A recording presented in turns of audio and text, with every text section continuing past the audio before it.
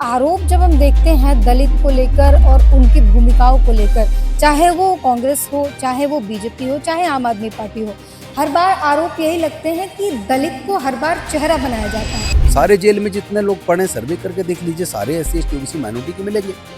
तो न्याय कहाँ है? धर्म के नाम पर लोगों को नफरत फैला के, जाति धर्म के नाम पे जिस तरह बीजेपी राज कर रही है और लोगों को मूर्ख भी बना रही है, ये अब ज्यादा लंबा नहीं चलेगा। देश की जनता, विशेष तौर पर एससी एसटी ओबीसी माइनॉरिटी के लोग बीजेपी को जवाब देंगे। जो आम आदमी बनकर आए थे वो खास बन गए।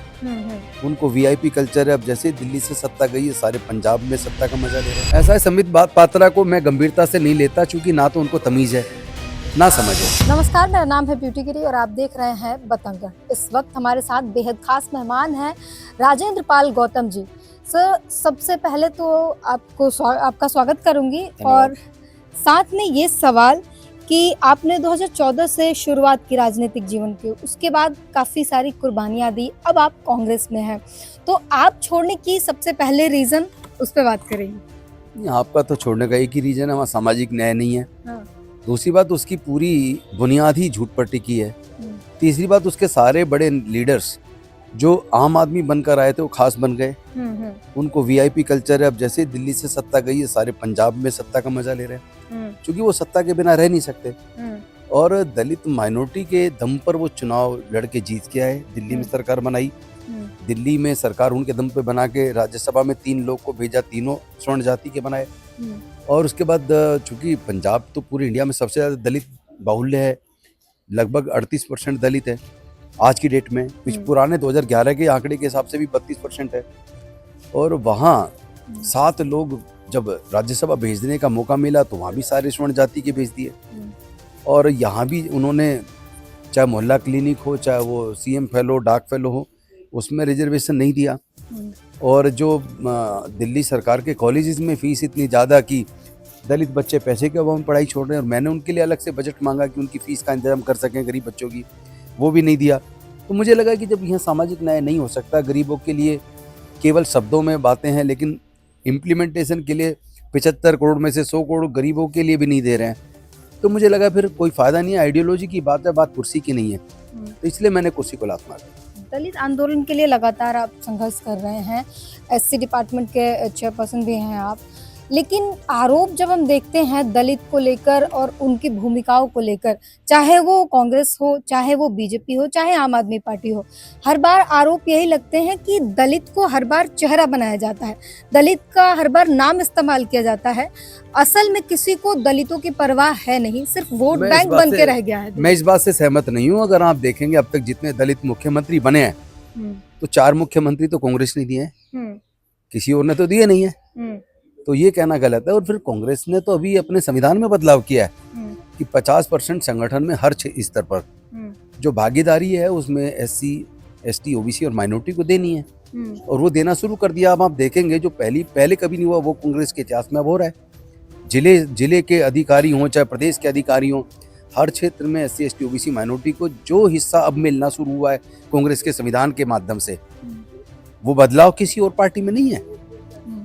तो जो देने वाला, दूसरी बात, वैसे भी दलितों के विकास के लिए जितना काम कांग्रेस के टाइम पर हुआ, चाहे वो स्कॉलरशिप देना हो, चाहे वो एजुकेशनल इंस्टीट्यूशंस और तमाम नौकरियों में रिजर्वेशन देना हो, पीएसयूज में देना हो, खेत की जमीन के पट्टे देना हो, रेजिडेंशियल प्लॉट के पट्टे देना हो, वो सारा ही काम कांग्रेस के टाइम पर हुआ है। जब से बीजेपी आई है तब से तो सब कुछ छीनना शुरू हो गया, सारा पीएसयूज बिक गए, एजुकेशन महंगा हो गया, सरकारी स्कूल बंद हो रहे हैं, प्राइवेट खुलते जा रहे हैं।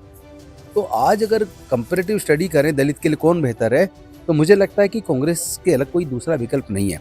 और जो दलित जातियों की छोटी छोटी पार्टियां हैं, वो कहीं न कहीं बीजेपी के इशारे पे काम करें, उनको पर दबाव है, उनमें डर है, और डर की वजह से वो सरेंडर कर चुके हैं। तो प्रधानमंत्री तो खुद मंचों से कहते हैं कि दलितों के लिए सख्त कानून बनाना हो या दलितों के उत्थान के लिए काम करना हो, वो सिर्फ भाजपा ने किया है, और तमाम जो वो काम गिनाते हैं या देखिए, काम कुछ नहीं गिना रहे।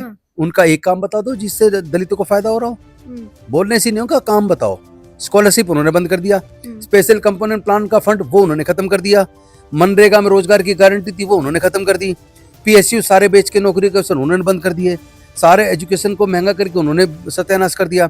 5 बीजेपी शासित राज्यों में 76% दलित उत्पीड़न के केस हैं, और उनमें यूपी हाईएस्ट है 26%।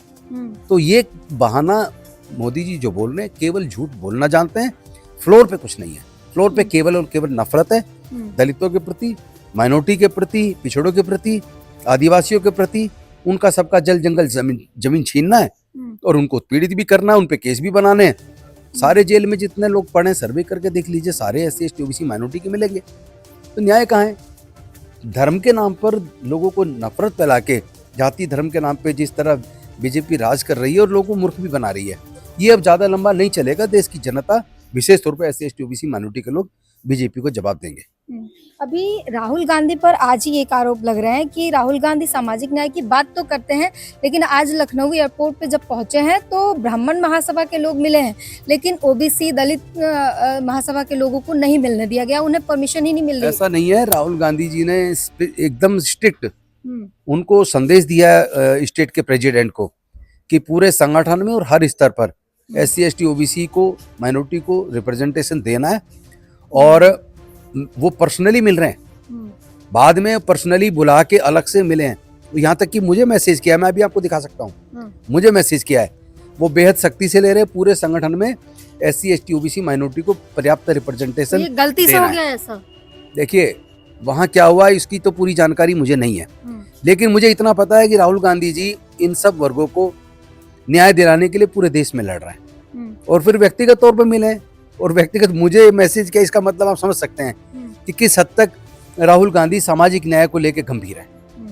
संबित पात्रा का हालिया बयान है कि राहुल गांधी जो है वोट चोरी पर लगातार आरोप तो लगा रहे हैं, लेकिन राहुल गांधी असल में कामचोर हैं और जो इनकी कामचोरी है उसके कारण कांग्रेस की आज ये हालत हो गई है और इससे भी बदतर होने वाली है।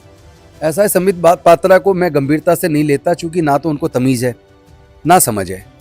दूसरी बात, राहुल गांधी जी एक ऐतिहासिक व्यक्ति हैं, सामाजिक न्याय की लड़ाई को बहुत मजबूती के साथ लड़ रहे हैं। आज पूरे देश में विपक्ष हो या सत्ता पक्ष हो, इतना मजबूत सशक्त कोई लीडर है जो देश की बात कर रहा हो? मोदी जी और उनकी पूरी सरकार डरी बैठी है भी, वो पूरी तरह से जो अमेरिका चाहता है सिर्फ वो हो रहा है। अमेरिका के सामने आवाज उठाने की या बोलने की हिम्मत तक नहीं है इनके अंदर। सारी पॉलिसीज हमारे देश की अमेरिका तय कर रहा है। लेकिन और एक अकेला राहुल गांधी है जो पूरे देश में न केवल देश के हर समाज की बात कर रहा है, बल्कि देश के कोई ऐसा वर्ग, कोई ऐसा हिस्सा नहीं है।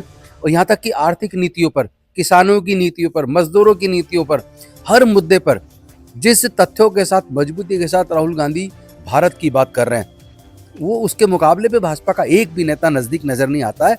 और ये संबित पात्रा जैसे लोग ये जानबूझ के छोड़ रखे हैं कि आप सिर्फ लोगों की अटेंशन डाइवर्ट करो, क्योंकि देश के तमाम मीडिया पे उनका कब्जा है। तो जो सच है, जो लगातार लड़ाई राहुल गांधी लड़ रहे हैं, वो मीडिया दिखाता कहाँ है? वो तो 24 घंटे मोदी मोदी दिखाता रहता है और देश का सब कुछ लुट गया, देश का सब कुछ खत्म हो गया। तो ये तो देश देख रहा है और देश की जनता डिसाइड करेगी। Thank you. तो तमाम मुद्दों पर हमने बातचीत की और उन्होंने साफ तौर पर कहा कि इस वक्त जो है अगर कोई ढंग से काम कर रहा है तो नेता विपक्ष राहुल गांधी है। कांग्रेस के दौरान ही दलित समाज के साथ, SC ST के साथ जो सामाजिक न्याय मिला उन्हें मिल पाया। अभी भाजपा सरकार में लगातार एट्रोसिटीज बढ़ रहे हैं और हर राज्यों से अलग अलग खबरें आ रही हैं। तो इन तमाम बातचीत पर आपकी क्या राय है, हमें जरूर बताएं। दोस्तों, हम जनता की आवाज बनकर सच्ची पत्रकारिता कर रहे हैं। लोगों की समस्याएं, उनके सवाल और सच को सरकार तक पहुंचाने का काम कर रहे हैं। बस आपका थोड़ा सा साथ चाहिए। इस वीडियो को ज्यादा से ज्यादा ग्रुप्स में शेयर करें ताकि हर आवाज सरकार तक पहुंच सके। अगर आप भी इस पहल में हमारे साथ हैं तो कमेंट में जरूर लिखें बी सपोर्ट। आपका शेयर ही हमारी ताकत है। ऐसी ही कोई जन समस्या या परेशानी हो तो हमसे संपर्क करें या सोशल मीडिया पर कमेंट या DM करें।